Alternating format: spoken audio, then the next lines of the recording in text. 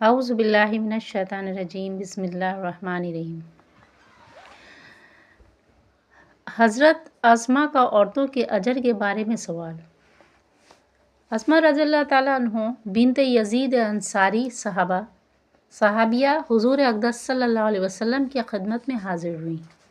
اور عرض کیا، یا رسول اللہ صلی اللہ علیہ وسلم، میرے ماں باپ آپ پر قربان، میں عورتوں کی طرف سے بطور قاصد کے حضور کی خدمت میں حاضر ہوئی ہوں۔ بے شک آپ رسول اللہ صلی اللہ علیہ وسلم کو اللہ جل شانہ نے مرد اور عورت دونوں کی طرف نبی بنا کر بھیجا، اس لیے ہم عورتوں کی جماعت آپ رسول صلی اللہ علیہ وسلم پر ایمان لائی اور اللہ پر ایمان لائی، لیکن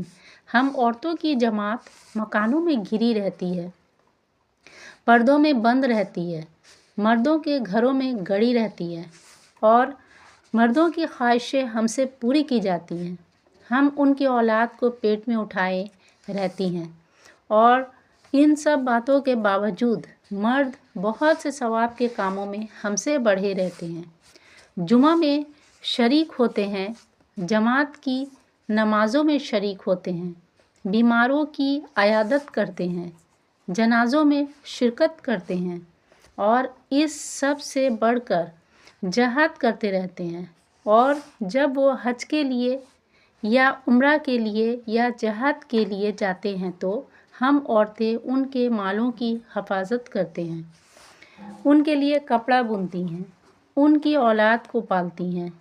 کیا ہم ثواب میں ان کے شریک نہیں؟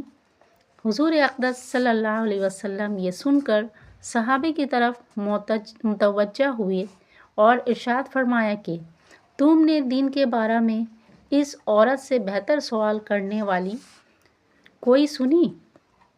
صحابہ نے عرض کیا، یا رسول اللہ، ہم کو خیال بھی نہ تھا کہ عورت بھی ایسا سوال کر سکتی ہے۔ اس کے بعد حضور اقدس اسما کی طرف متوجہ ہوئے اور ارشاد فرمایا کہ غور سے سن اور سمجھ، اور جن عورتوں نے تجھ کو بھیجا ہے ان کو بتا دے کہ عورت کا اپنے خاوند کے ساتھ اچھا برتاؤ کرنا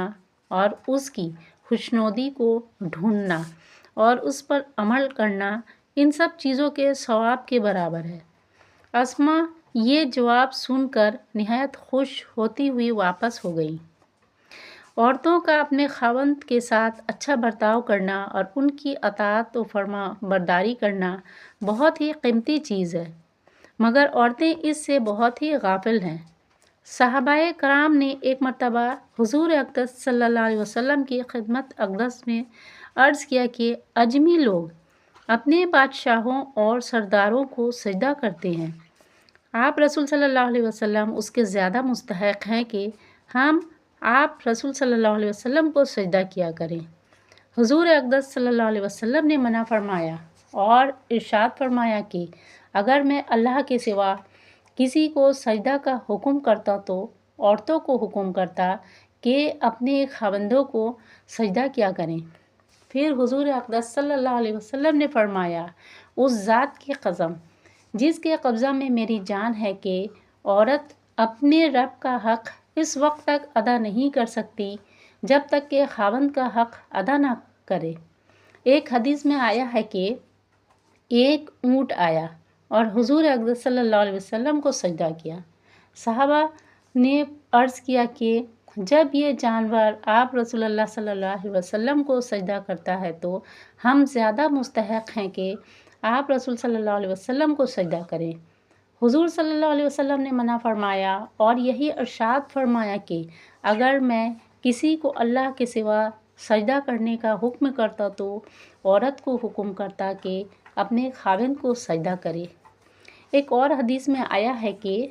جو عورت ایسی حالت میں مرے کہ خاوند اس سے راضی ہو